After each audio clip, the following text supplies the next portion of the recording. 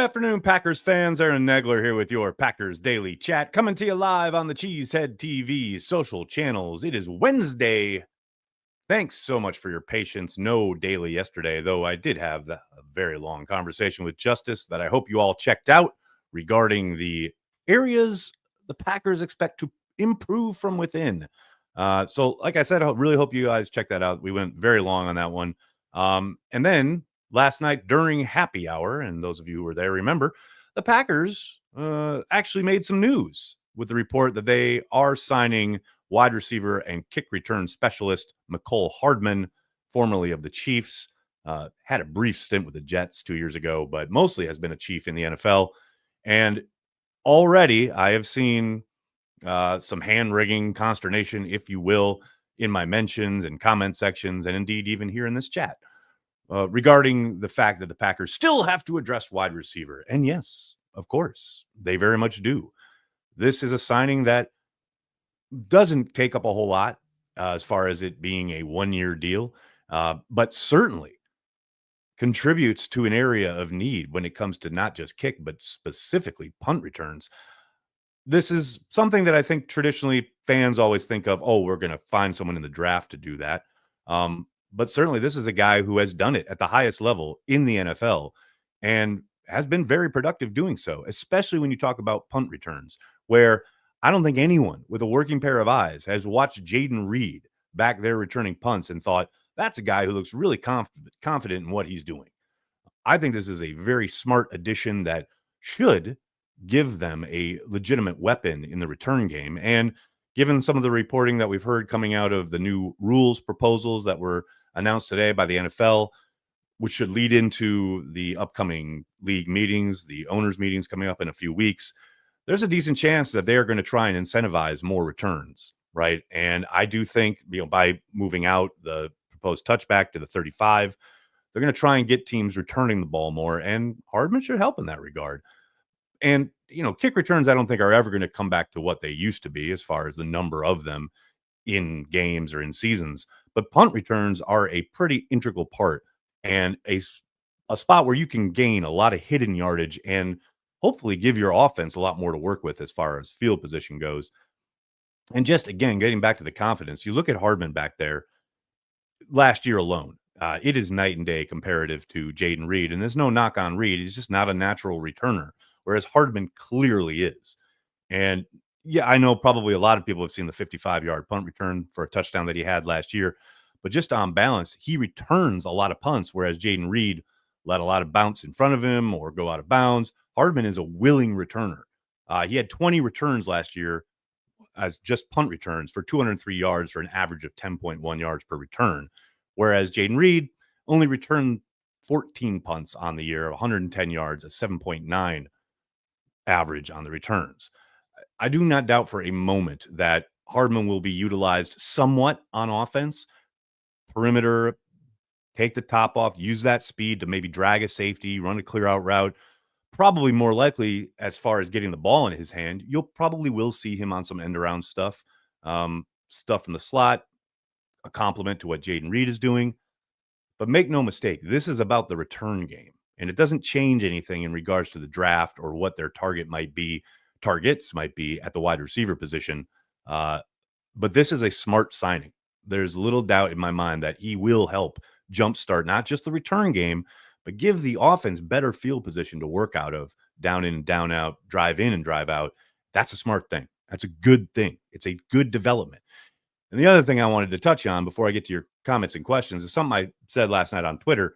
It's so funny to me when something like this kind of signing happens, which is, a decent addition. It's a smart addition. It's not a huge headline grabbing move, but it's just a smart move a couple weeks into free agency.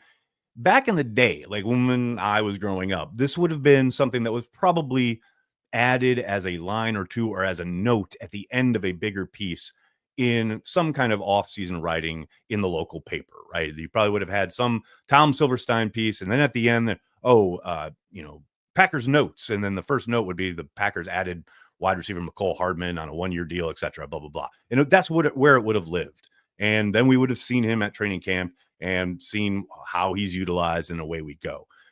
But in this day and age, in this world we live in, where everything is blown up to a monster piece of content, go look through the Packers blogosphere today and look at how much content has been produced over this one signing, which, again, back in the day would have been a footnote.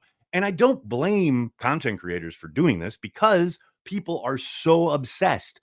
That's a great thing. Hell, I run Cheesehead TV. That doesn't exist without that kind of interest. So I'm not sitting here trying to bite the hand that feeds me or anything like that. But I will say, not every move, not every signing is supposed to be some huge declaration by the general manager. It's just a transaction. In this case, a pretty smart one, but that's all it is. It's not a referendum on Brian Gutekunst's job. It's not a declaration by the organization about what they intend to do and here we're going to go this route. It's just signing a returner. That's what they did. And again, they needed help on returns. Can tell this has gotten under my skin a little bit, but I understand it. People are passionate and people are into it, and that's why we sit here every day and talk about the Packers. I get it, but man, just begging folks to have just a teensy bit of perspective. That's all. What's going on, folks? Good to see everyone mixing it up in the comment section. We got Joe starting us off with a super chat. What's up, man? Goot has 5 guys at the top of his draft board rated pretty much evenly. They are defensive tackle, defensive end, wide receiver, cornerback, or offensive tackle. What's the pick? Ooh, baby. I'm going to say defensive tackle or defensive end. Most likely, if that is the true scenario, say they're all equally rated, I would say probably defensive end. But I think some of it's going to depend on what their plan is for said defensive tackle, right?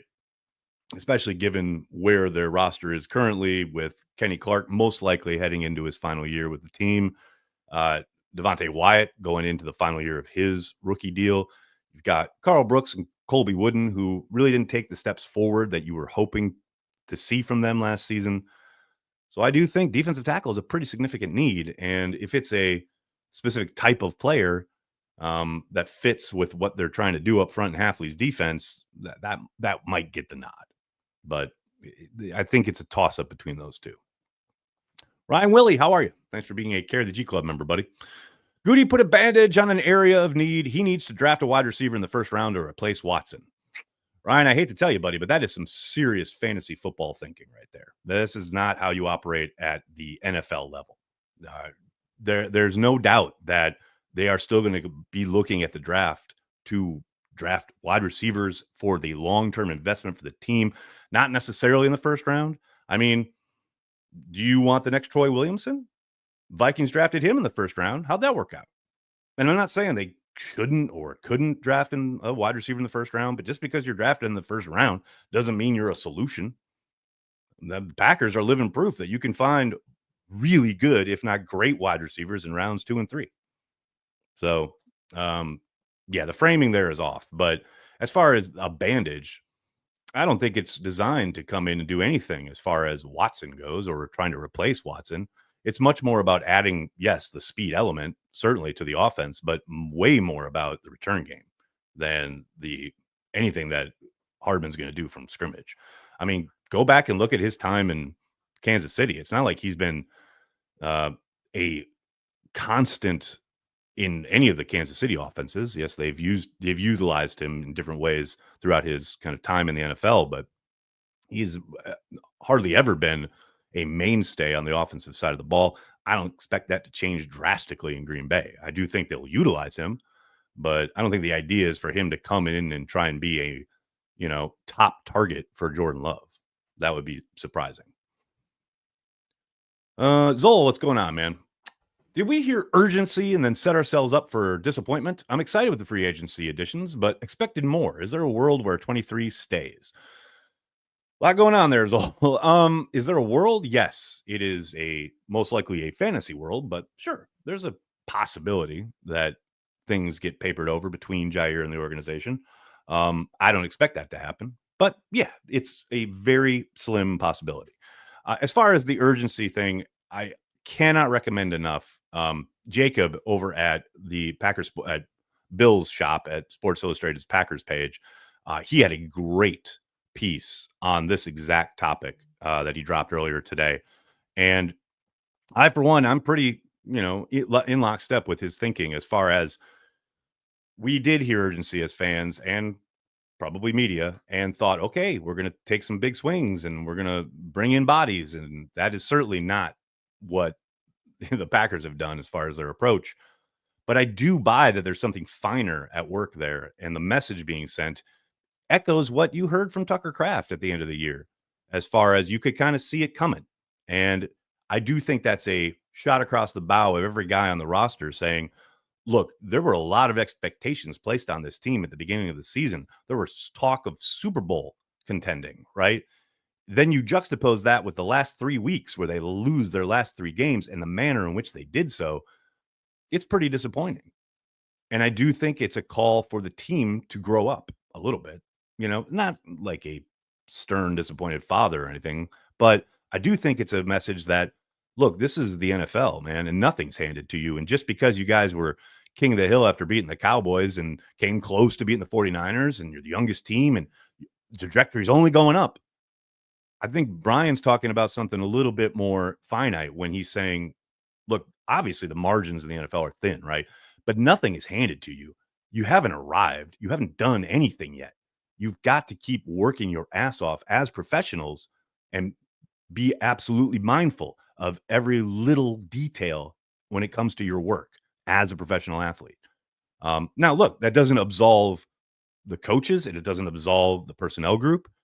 I think it is a message for the entire organization. And I do think we, as the public, probably misread it a little bit. No doubt about it. Dustin, how are you, man? Thanks for the super chat. Any multiverse Goody takes Matthew Golden if he's there? I love this kid. I love his game. I'd be very surprised if he is taken in the first round by the Packers. Not saying it's impossible, but I'd be surprised. I do, like I said, I love his game, and I would absolutely be thrilled if the Packers made him a member of the green and gold. But yeah, I tend to doubt it. Amy, thank you for becoming a Care of the G Club member. Good to see you again. Hope you're doing well. Thank you so much. Daryl, I like those good old days where the Packers had it all. I mean, those are great days. No question about it. That said, yeah, I mean, even when you think you have it all, quote unquote, when you say win a Super Bowl, even those teams have, needs and targets in the draft and things they've got to do to improve, etc. You've never arrived. That's the whole point. Like, even watch the Eagles right now. Everyone, I see so many Packers fans bemoaning how, quote, aggressive the Eagles are. Well, the Eagles are signing people because they're losing a lot of people. Packers have very much kept the core, together. And that's why I think what their biggest loss this offseason is probably TJ Slayton. And as much as I enjoyed TJ in Green Bay and how well he played last year, it's not a monster loss, right? So this is a young ascending team. Hopefully this year, the next 2 years or so, this team's going to feel like it has it all a little bit more than it has in the last couple of years. But I hear you. I definitely hear that feeling. No question about it. Joseph, that's a good question, man. Nagler, any idea where Jair is in the rehab process? Thought he had knee surgery, and so I am thinking his recovery may be a holdup in the trading process. From what I've been told, Joseph, and I did talk to a couple different people at the combine about this, he is good. He should be able to pass a physical.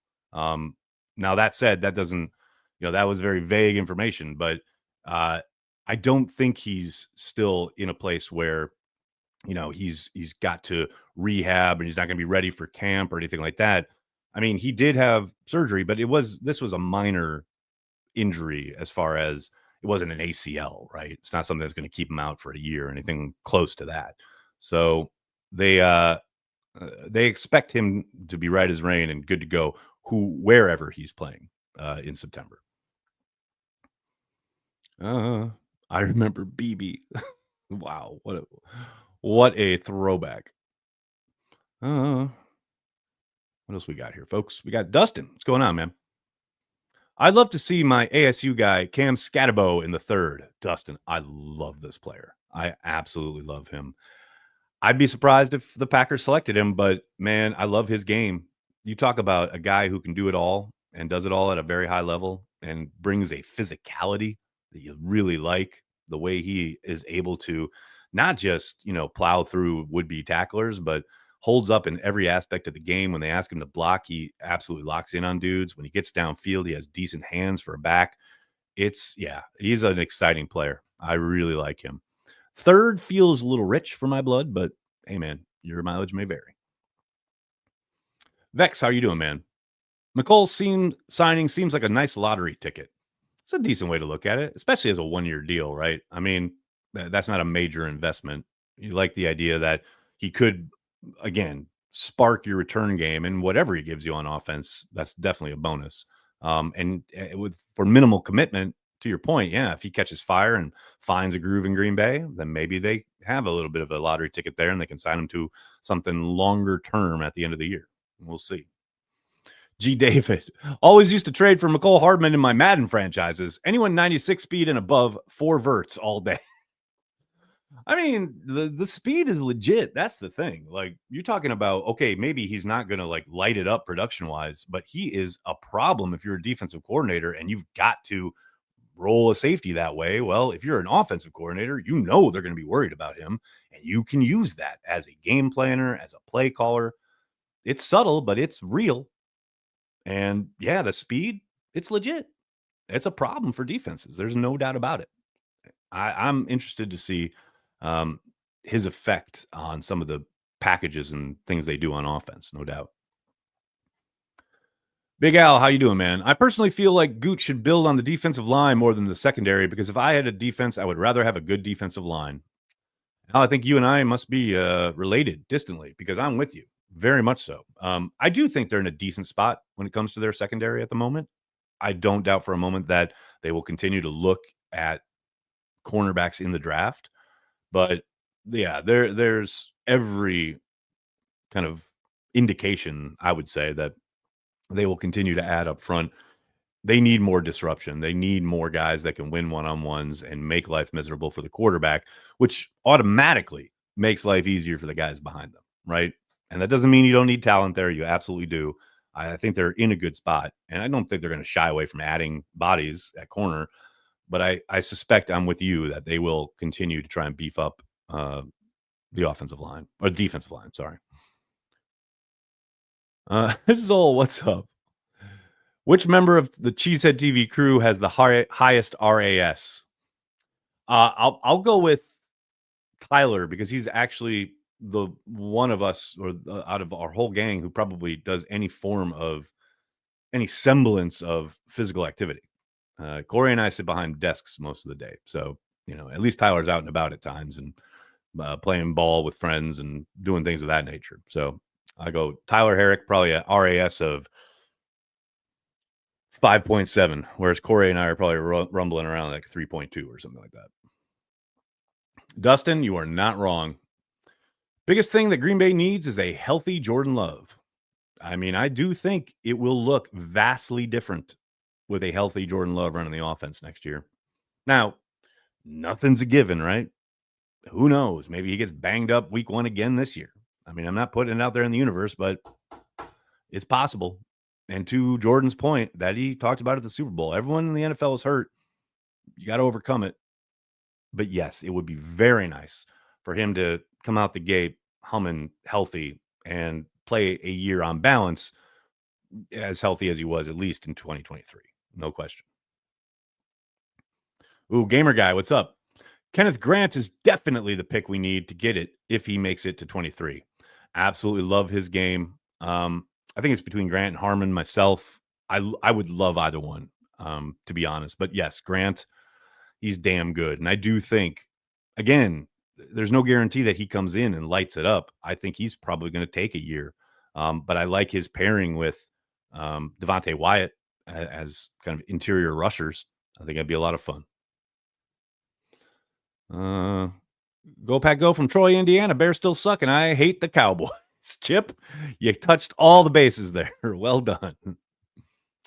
Brandy, Nags late third day QB this year. I asked Brian specifically about that at the combine. I think there's a decent chance, only because, and I don't think it means anything as far as Malik Willis. I think they love Malik, and I think he'll be the primary backup this year. But the idea behind drafting a quarterback on day 3 is that it's the game's most important position, and to have a guy that you're developing at all times seems important to Brian in a way that maybe it wasn't for Ted. Um, I don't doubt for a moment that if there is a guy there that they value and they like his upside, I think he'll pull the trigger. And don't forget, Willis is on the final year of his deal. So perhaps, they train up a guy and are able to allow Willis to walk and have their draft pick take over as the primary backup. Now, that could be the plan. They might not draft anybody, and maybe they re-sign Willis to be a backup for a few more years, unless he wants to hit the market, etc. So, uh, all that to say, yeah, it would not surprise me, and I do think there's a decent chance. Again, if they like the evaluation and the value is there on day 3, I would see them pulling the trigger on the quarterback, no doubt. Dustin, how are you, man? I can't wait to be in Shadow Lane for the draft. Oh, right back with you, brother. I cannot wait. I am very excited. Really hit me today. I was talking to a couple of different entities about things going on the week of the draft earlier today, and it really kind of hit me that I'm going to be there in like less than a month. I'm very excited. It's going to be a lot of fun. All right, everybody, I'm gonna have to get going. I cannot thank you enough for hanging out, talking Packers each and every day, Monday through Friday, right here on the Cheesehead TV social channels. Please do me a monster favor. Hit like on the video, subscribe to the channel, and then tell your friends and tell your family. Cheesehead TV, we are devoted to Green Bay Packers fans worldwide. Thanks a lot, everybody. Have a great night. Go Pack Go.